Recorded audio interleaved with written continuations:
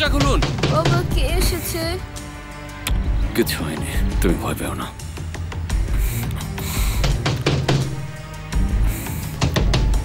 আহমেদ মুস্তফা কারায়েল, দরজা খুলুন। সিচুয়েশনকে কঠিন করবেন না। কি হয়েছে? পুলিশ খুঁজে পেয়ে গেছে আমাদেরকে। এখন কি করব তাহলে? কেন পালিয়ে যাব? এসো। আমরা জানি আপনি ভেতরে আছেন। শুনুন, আমি দরজা খুলে ওদের সাথে দরজা কথা খুলুন। বলবো, ঠিক আছে? আর আপনারা বাগানের দরজা ব্যবহার করে পালিয়ে যাবেন। প্লিজ বাইরে আসুন। কিসের জন্য ওয়েট করছেন আপনি? বাবা। আহমেদ মুস্তফা কারায়েল, আমি জানি আপনি ভেতরে আছেন। আপনার হাতে 5 মিনিট আছে। আমাদেরকে অ্যাটাক করতে বাধ্য করবেন না। বাবা চলো, চাই চলো চলো। কি চিন্তা করছেন আপনি? আসুন।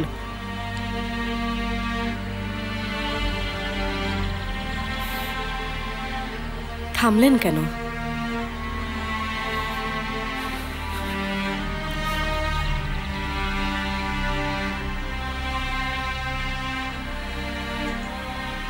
আপনি ঠিক বলেছিলেন। আমার সন্তানকে শুধুমাত্র একটা অন্ধকার ভবিষ্যৎ ছাড়া আর কিছুই দেবার নেই আমার। আমি এই কথাটা দিয়ে এমনটা বোঝাইনি। এখন চলুন। বাবা তুমি কি বলছো? শোনো লক্ষ্মী, শোনো, আমরা কি করছি?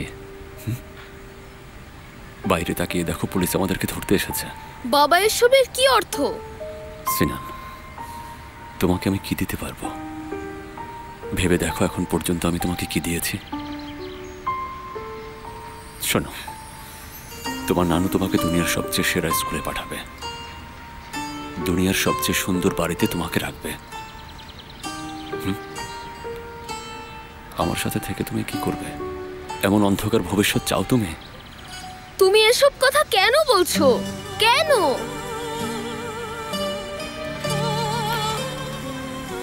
আমি তোমার ভালো বাবা হতে পারবো না, এমনকি আমি নিজের ভালো করতে পারি না। তোমার মাও ঠিক কাজটাই করেছিল আমাকে ডিভোর্স দেওয়ার ডিসিশন নিয়ে।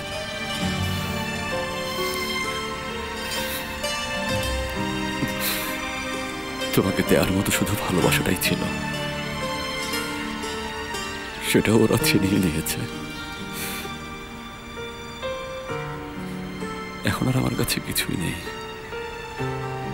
এখন আমরা পালিয়ে গেলেও এরপর আজ হোক কাল হোক তুমি আমার কাছ থেকে চলে যেতে বাধ্য হবে, সাথে তোমার ক্ষতিও হবে।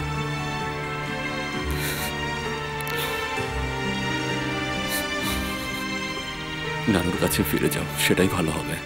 আমি তোমার সাথে থাকতে চাই বাবা। দরজা, পরিস্থিতি কঠিন করবেন না। আমাদের কাছে কোর্ট অর্ডার আছে, দয়া করে দরজা খুলুন।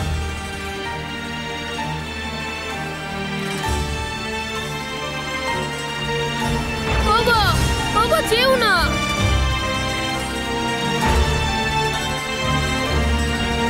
বাবা প্লিজ যেও না। দরজাটা খুলবে না বাবা, আমার সাথে থাকো। যদি দরজা খোলো তাহলে কখনো তোমাকে ক্ষমা করব না। আমিও চাই তুমি আমাকে কখনো ক্ষমা করো না, কখনো না বাবা।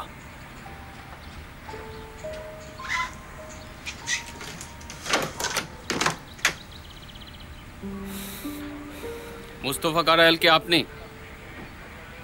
হ্যাঁ আমি। আপনার বিরুদ্ধে গ্রেপ্তারি পরোয়ানা আছে, আমাদের সাথে যেতে হবে।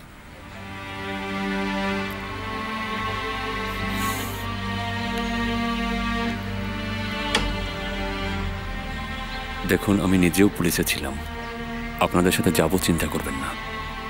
আমার শুধু একটা হেল্প দরকার। ভেতরে থাকা বাচ্চাটা আমার, আর আমি অপরাধ করিনি।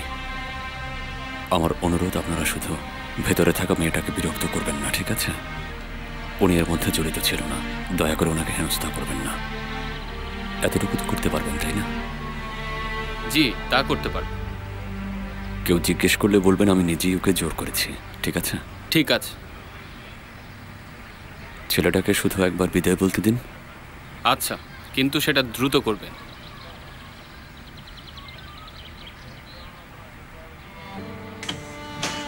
কেন করছো এটা বাবা? কেন বাবা, তুমিও কি আমাকে মায়ের মতো ছেড়ে যেতে চাও? সিনাল, বাবা, তুমি কেন কেউই আমার জীবনে সুখী হতে পারবে না? আমি সুখী হব, সত্যি আমি সুখী হব। সবকিছু নষ্ট করে দেওয়ার জন্য আমি খুবই সরি। কখনো ক্ষমা করব না, তোমাকে কখনোই ক্ষমা করব না বাবা।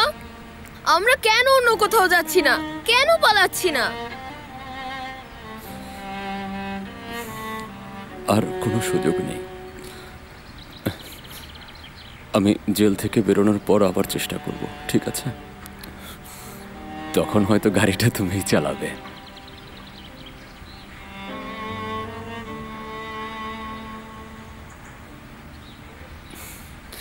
আর পুলিশের সাথে আমি কথা বলেছি, তদন্তে ওরা আপনাকে জড়াবে না। শেষটা এমন না হলেও পারতো। যদি ভালো কিছু হতো তবু আমি সবকিছু নষ্ট করে ফেলতাম।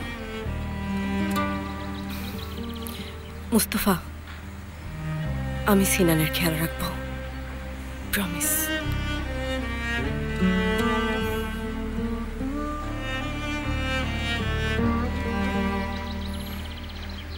ঠিক আছে।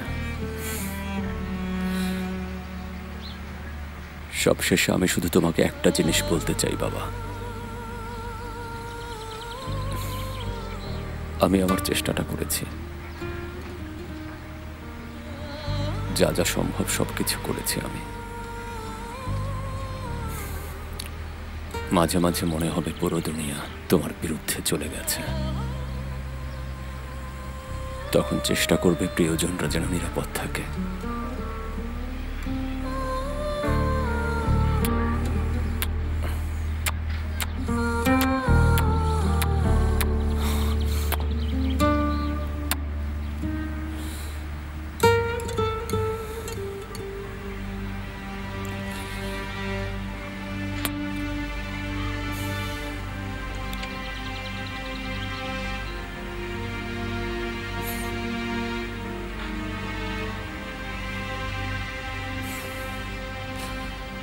সরি বাবা।